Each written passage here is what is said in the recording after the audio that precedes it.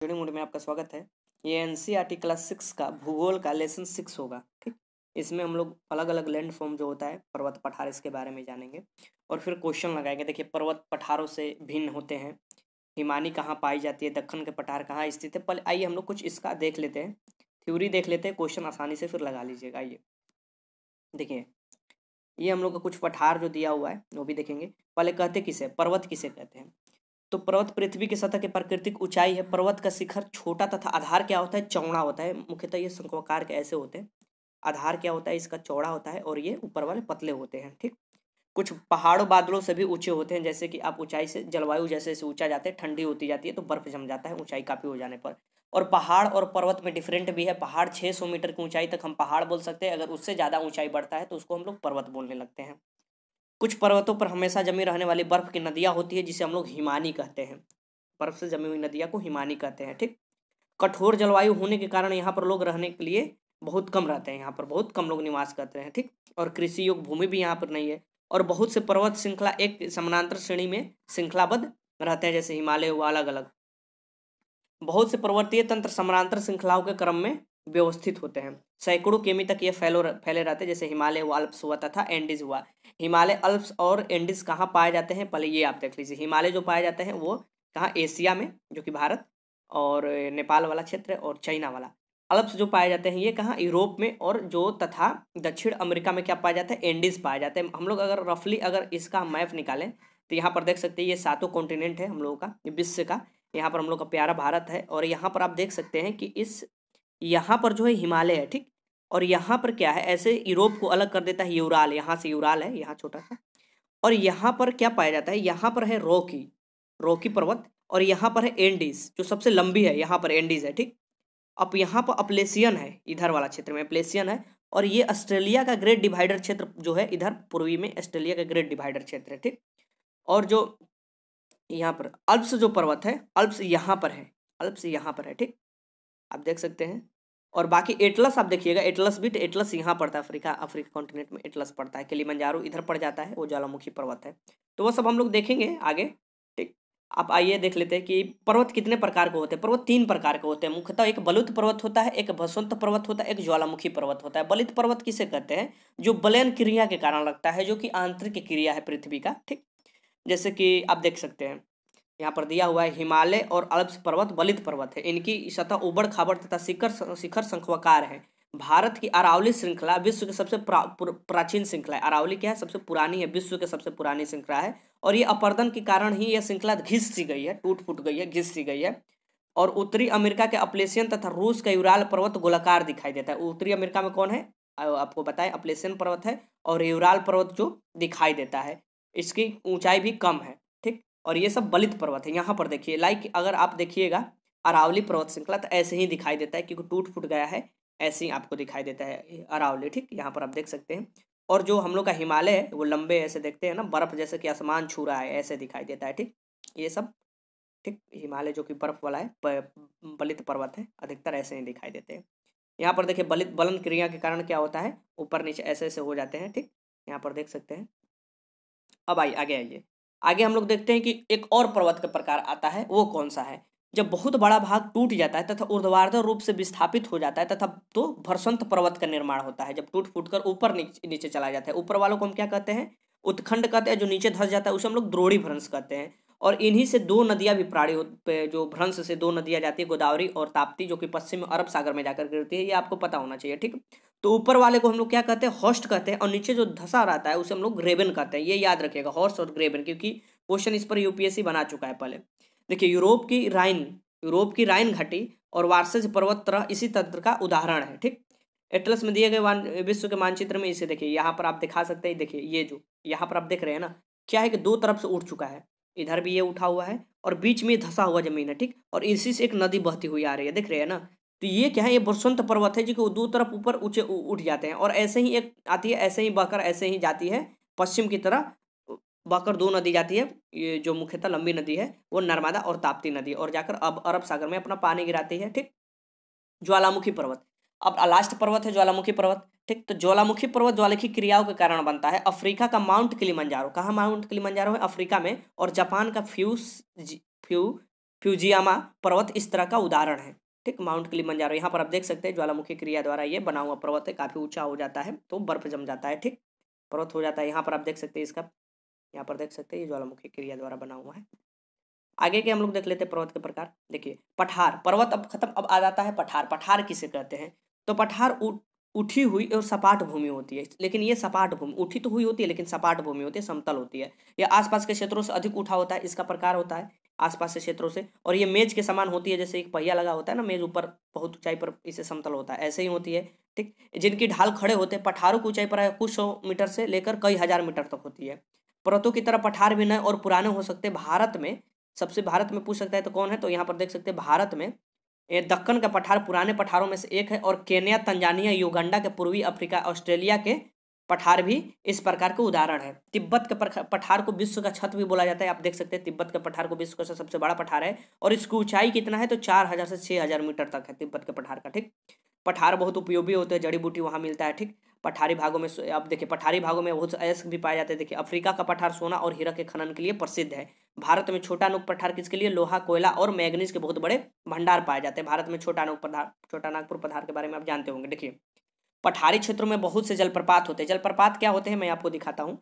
ठीक, मैं आपको दिखा दूंगा जलप्रपात क्या होते हैं। और क्योंकि यह नदियाँ ऊंचाई से गिरती है, भारत में छोटा नागपुर पठार पर स्वर्ण रेखा नदी से हुंडरू जलप्रपात, और कर्नाटक में जलप्रपात गूगजसप्पा जो कि शरावती नदी पर बना हुआ है। तो भारत का सबसे लंबा जो ऊंचा है ना, वो जोलगरसप्पा जलप्रपात है, सबसे बड़ा भी ये शरावती नदी पर है। इस प्रकार के जलप्रपातों का उदाहरण है। और बिहार बीपीएससी में पूछ सकता है कि हुंडरू जलप्रपात पूछा हुआ है, और बार बार पूछता है कि जलप्रपात कहाँ है। तो पहले बिहार जब झारखंड में था तब झारखंड में ये चला गया, तो हुंडरू जलप्रपात पड़ता है कौन से, तो स्वर्ण रेखा नदी पर पड़ता है। लावा पठार में काली मिट्टी की प्रचुरता होती है। जो पठारी भाग होते हैं उसमें क्या होता है, लावा वाला में उसमें काली मिट्टी बनती है उसमें। ठीक, और उसे काली मिट्टी में कपास सबसे ज़्यादा उपजाऊ, कपास के लिए सबसे ज़्यादा अच्छा मिट्टी रहता है, इसलिए कपासी मिट्टी भी उसे बोलते हैं। यहाँ पर देख सकते हैं ये क्या है, ये है जलप्रपात। ऐसे गिर रहा है ना झरना, ऐसे देख रहे हैं कि आकर अपने एक पठारी भाग से ऐसे झरना गिर रहा है। और ऐसे ही गिरता है अरब सागर में ताप्ती और नदी द्वारा बना हुआ। और आपको ये शरावती नदी पर बना हुआ देख सकते हैं गोरचक्का, और ऐसे देख सकते हैं हुंडरू जलप्रपात ऐसे ही गिरता है, आप देख सकते हैं। ठीक, ध्यान से देखिएगा तो दिखाई देगा। अब देखिए मैदान के बारे में, लास्ट इसका हो गया मैदान। मैदान समतल भूमि के बहुत बड़े भाग होते हैं, ये समतल होते हैं, ये समांतर माध्य समुद्र तल से 200 मीटर के अधिक ऊंचे नहीं होते। तो ये बहुत याद रखिएगा, इंपॉर्टेंट है। 600 मीटर से ऊंचे पर हो जाता है तो वो पहाड़ नहीं हो जाता है, वो हो जाता है पर्वत हो जाता है। ठीक, और 200 मीटर से अधिक नहीं होना चाहिए किसके लिए, तो मैदान के लिए, ये याद रखिएगा। ठीक, कुछ मैदान काफी समतल होते हैं, कुछ उर्मिल और तरंगित हो सकते हैं। अधिकांश मैदान नदियों तथा उनकी सहायक नदियों द्वारा बने होते हैं। और मैदान में बहुत से नदी आकर अपना जो मिट्टी बहा कर लाती है पर्वत से काट कर, ठीक, अपर्दन कर कर। अपर्दन और निक्षेपण में देखिए क्या होता है, जैसे पठारी भाग से नदी जब निकलती है तो ऐसे काटते हुई बलुआ मिट्टी सब पठार को काटते हुए मिट्टी की तरह बहा कर लाती है, उस एक जगह निक्षेपण करती जाती है, जिससे मैदान का निर्माण होता है। ठीक, जैसे कि बलुआ मिट्टी, इसमें किस किस का प्रकार हो सकता है मुख्यतः आप देख सकते हैं, बलुआ, पत्थर, सिल्ट, ये घाटिया में निक्षेपित कर देती है। तो अगर कटता है ना उसे अपर्दन कहते हैं, और जो जहाँ जाकर वो कटकर जमा हो जाता है उसे निक्षेपण हम लोग करने लगते हैं। ठीक, समांतर मैदान बहुत उपजाऊ होते हैं, यहाँ परिवहन के साधन का निर्माण आसान होता है। और इसी के कारण मैदानी क्षेत्र में सबसे ज्यादा जनसंख्या पाया जाता है। यूपी, बिहार, झारखंड हुआ, हरियाणा हुआ। यहाँ देखिए कि दक्षिण के क्षेत्र से, दक्षिण में क्या है, पठारी ज्यादा क्षेत्र है। ठीक, तो उधर से क्षेत्र से हम लोग की तरफ ब्रह्मपुत्र और गंगा नदी द्वारा जो मैदान बनाया गया है, मैदानी क्षेत्र में ज्यादा लोग निवास करते हैं, ज्यादा हम लोग का जनसंख्या है, बिहार, यूपी, ये सब का। ठीक है, तो यहाँ पर आप देख सकते हैं मैदान मनुष्यों में रहने के लिए सबसे उपयोगी क्षेत्र, क्योंकि यहाँ पर कृषि के लिए प्रचुर भूमि उर्वरकता वाला प्रचुर भूमि भी मिलता है, जबकि नदी जब मिट्टी उट्टी काट कर लाती है तो बहुत उपजाऊ होता है। ठीक, यहाँ पर आप देख सकते हैं ऐसा समतल दिखाई देता है, आप देखोगे बिहार में। ठीक, पिक्चर है, पिक्चर में तो कुछ अच्छा लगेगा ही देखिए क्या आप जानते हैं, यहाँ पर देखिए मैं जो शुरू में ये बताया कि पहाड़ी भाग स्थलीय भाग से क्या होते हैं, ऊंचे होते हैं, पहाड़ी वाला भाग। और जो 600 मीटर से अधिक ऊंचाई और खड़ी ढाल वाली पहाड़ी होते हैं उसे हम लोग पर्वत कहते हैं। 8000 से मीटर से ऊंचे बहुत से पर्वत के नाम है, जैसे हिमालय में माउंट एवरेस्ट हुआ, कंचनजंगा हो गया, बहुत से ऐसे हैं जो कि हैं। क्या आप जानते हैं कि प्रशांत महासागर जो है बहुत बड़ा महासागर, बहुत गहरा भी महासागर है। मैरियाना गर्त जो है उसका सबसे गहरा है, 1000 बल्कि 11000 मीटर कुछ पड़ता है उसकी गहराई।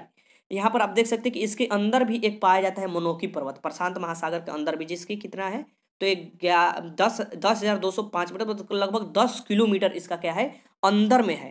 प्रशांत महासागर के अंदर में पहाड़ है 10 किलोमीटर की ऊंचाई के। ठीक, जो कि माउंट एवरेस्ट से भी ऊंचा है।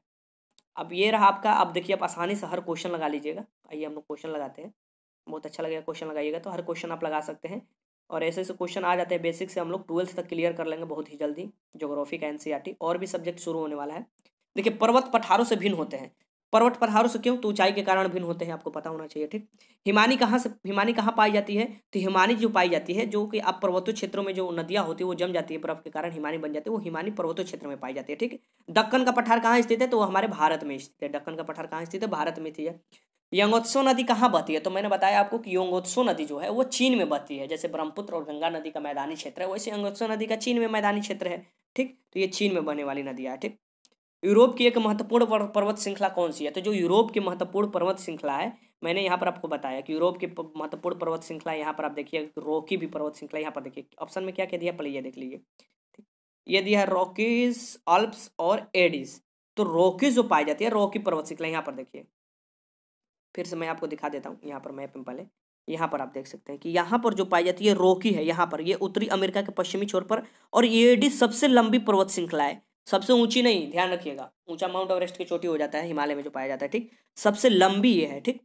और ये देख सकते हैं ये दक्षिणी अमेरिका में पाया जाता है। और जो जिसका बात हो रहा है ना, जो जो आंसर होगा यहाँ पर है, अल्प्स यहाँ पर है, देखिए यहाँ पर छोटा सा में दिखाई दे रहा है, यूरोप में जो है, यहाँ पर ध्यान से देखिएगा तो। और जो यूराल है जो कि एशिया और यूरोप को अलग करता है, वो यहाँ पर है, ठीक। और इसी क्षेत्र में स्टेपिस घास का मैदान भी पाया जाता है। तो यहाँ पर आप आसानी से लगा सकते हैं कि जिसका आंसर क्या होगा, ये कहाँ पर पाया जाता है? तो ये इसमें कौन सा पाया जाता है यूरोप में? तो अल्प्स पाया जाता है, ठीक। अल्प्स पर फिल्म भी, मूवी भी बहुत हॉलीवुड में देखे होंगे, लॉर्ड ऑफ रिंग्स में अब दिखाया हुआ, यहाँ पर इस क्षेत्र में पाया जाता है, ठीक, अल्प्स। और यहाँ पर है हिमालय हमारा, और यहाँ पर एडिस है, यहाँ पर रॉकी है, यहाँ प्लेशियन है, यहाँ ग्रेट डिवाइडर रेंज है ऑस्ट्रेलिया में, यहाँ पर यूराल पर्वत है, यहाँ पर जो है एटलस है, किलिमंजारो इधर है। तो आप देख सकते हैं मुख्यतः पर्वत देख सकते हैं। अब अगला क्वेश्चन हम लोग देख लेते हैं, फिलिंग द ब्लैंक्स है, यहाँ पर आप देख सकते हैं भरने वाला है कि समतल भूमि वाले विस्तृत क्षेत्र को हम क्या कहते हैं? मैदान कहते हैं, सब लोग जानता है। हिमालय और अल्प्स पर्वत उदाहरण है, ये कौन से है? बलित पर्वतों के उदाहरण है, पढ़ चुके हैं हम लोग। क्षेत्रों में खनिज के प्रमुखता होती है, पठारी क्षेत्रों में खनिज के, जैसे छोटा नागपुर पठार में कोयला है, आयरन ओर पाया जाता है। वैसे अफ्रीका के पठारी भागों में पाया जाता है सोना, आपको हीरा। पर्वतों का एक क्रम, समानांतर पर्वतों का एक क्रम होता है, आपको पता होना चाहिए कि एक एक ऐसे ऐसे पर्वत होते हैं जैसे हिमालय होते हैं।